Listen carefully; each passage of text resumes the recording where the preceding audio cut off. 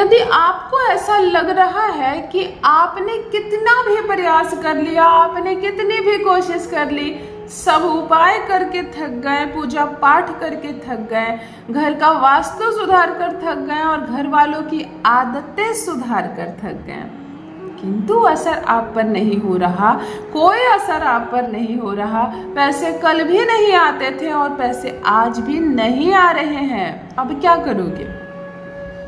आदतें मैंने क्यों कही? घर में कुछ लोगों की आदतें हैं चप्पल बाहर से पहन कर आए और सीधे घर के अंदर, फिर माँ चिल्लाई अभी पोछा पड़ा था तुमने अभी चप्पल पहन के, अच्छा ठीक है याद नहीं रहा, खोल दिए।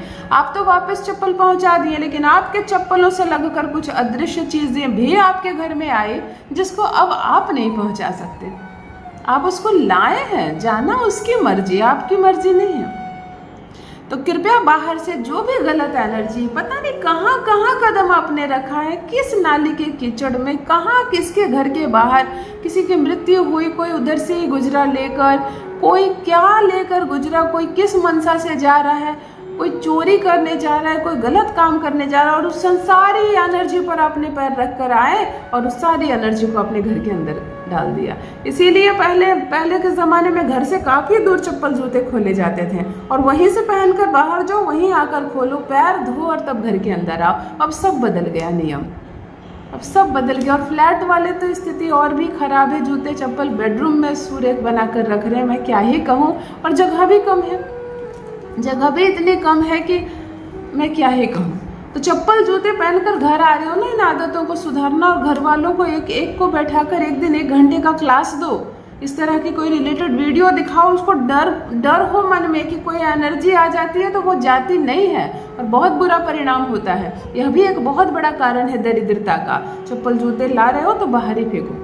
आज एक अद्भुत प्रयोग बताने जा रही हूँ। 5 लौंग या 7 लौंग से इस उपाय को करके देखो, आपका जीवन ना बदल जाए तो कहना। जहाँ तक बात पूजा पाठ की है, आप जो पूजा पाठ करते हो वो फल देता है।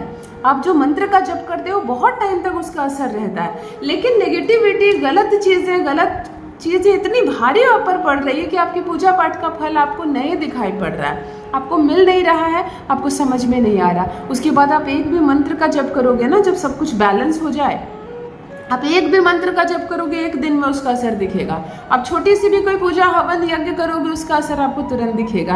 पहले जो नकारात्मक चीज़ों से भर गई है जिंदगी, उसको तो खत्म करो।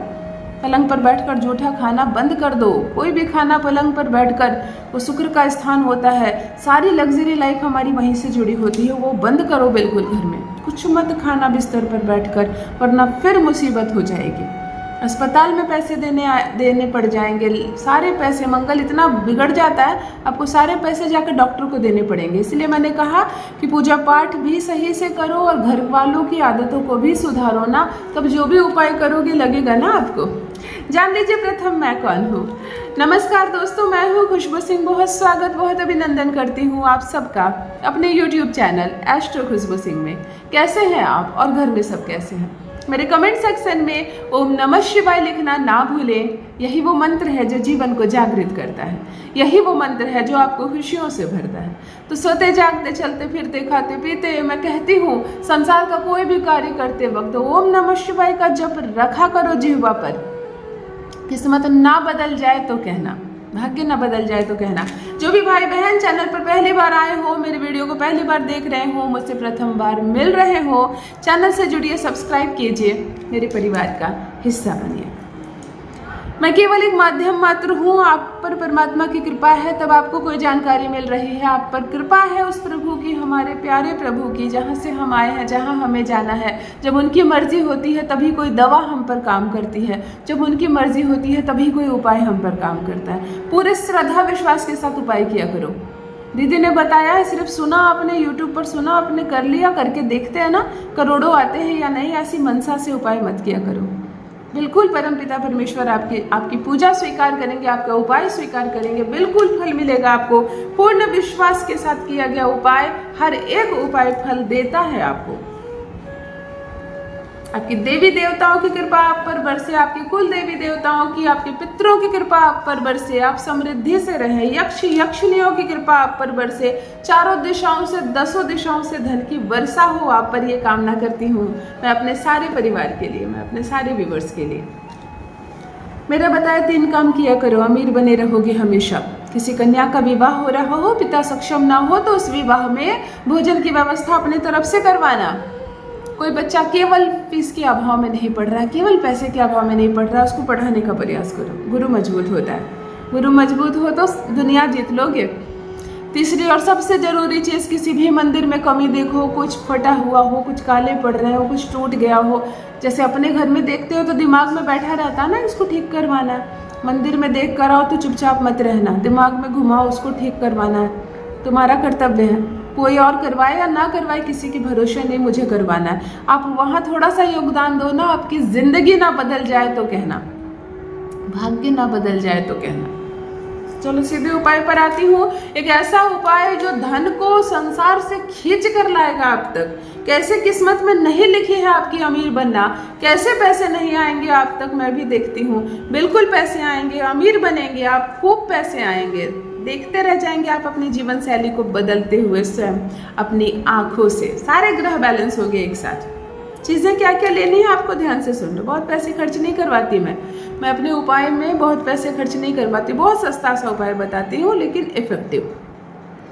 आपको जो सूखा गोला नारियल का होता है वो आधा गोला नारियल लेना है, आधा, जो कटोरी की तरह हो जाए, हाफ। बात समझ में आ गई? इस सूखे गोले नारियल को मंगलवार के दिन ले लेना और इसके तह में घी लगा देना। इसमें वैसे भी तेल होता है लेकिन वो तेल होता है, घी दूसरी चीज़ है। 1 चम्मच घी, आधा चम्मच घी इसके पूरे तह पर लगा देना। इसमें डालकर उंगलियों से भी पूरा लगा सकते हो, ब्रश से भी लगा सकते हो, पूरा घी लगा देना। 5 लौंग इसमें डाल देना, थोड़ी सी हल्दी, मतलब एक चुटकी हल्दी भी नहीं, 1 चुटकी की आधी हल्दी है वो इसमें डाल देना। जितनी चीज़ मैं कहूँ यही करना। और 5 कपूर की टिकिया इसमें डाल देना।